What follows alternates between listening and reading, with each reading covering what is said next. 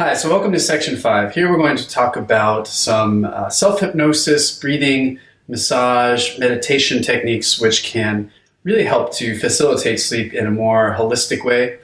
Some of these, kind of help our brainwaves to scale down and to help us to slow down. It's also going to help us psychologically.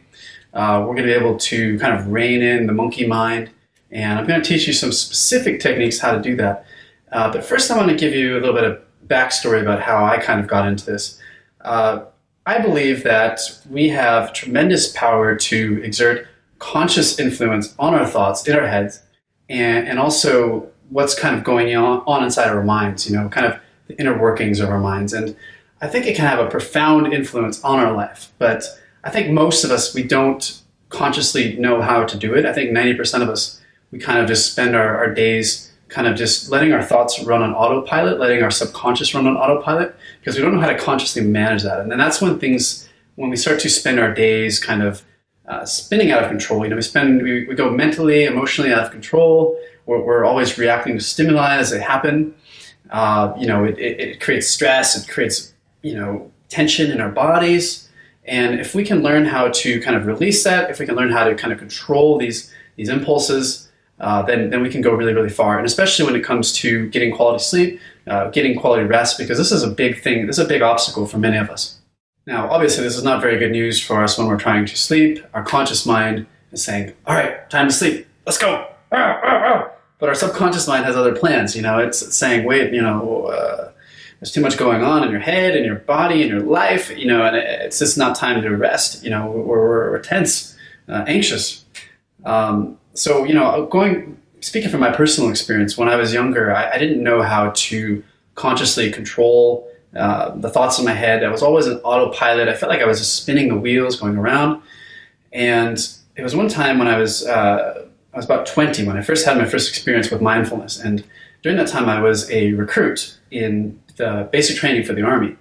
And during that time, we'd be woken up at about 4:30 in the morning every day. People would run in and start yelling at us, get up, get up, get up, get up. And, we had to run out, and then we'd go and march around all day and, stand in line in the mess hall, stand in line for an hour, just blinking and breathing is what they say.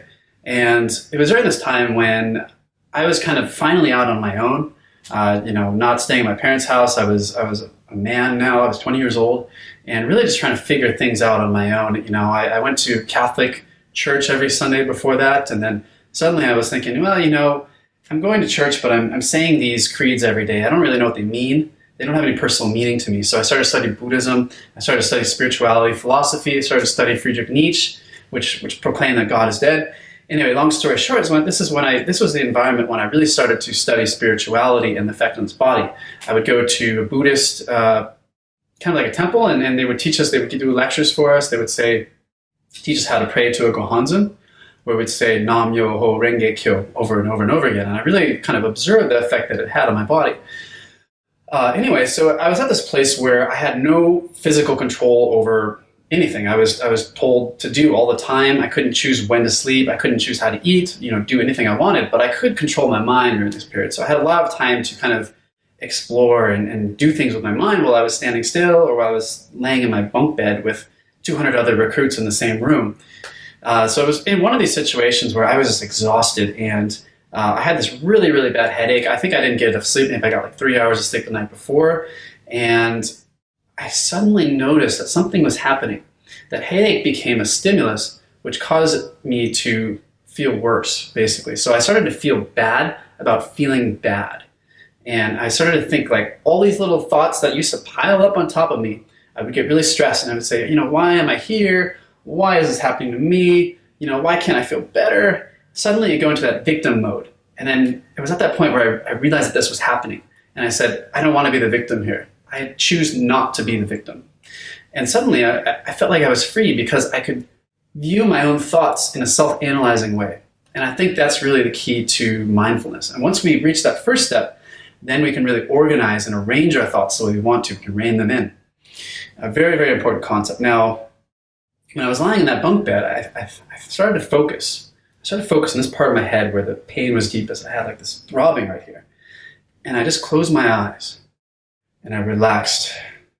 And then I just sort of focused on that part of my head, and I just started to like mentally stretch it out, start to loosen that part of my head. And just, I feel like by focusing on that area, just relaxing that area with my mind, I was able to kind of relax that part of my head. And then suddenly, after a little while, the headache disappeared. And I thought it was a miracle. I never experienced anything like this. You know, it just completely rocked my world. I didn't think that this was possible. But that was my first experience with that, and it was quite remarkable. So if there's anything you take from this lecture, I want you to understand that mindfulness is real. And there is a power to exert control over our physical self, control over our psychological self, if we know how to manage it, if we know how to organize these thoughts in our head, if we know how to run them through the right filters. And I'm going to teach you some specific techniques on how to do that in this section.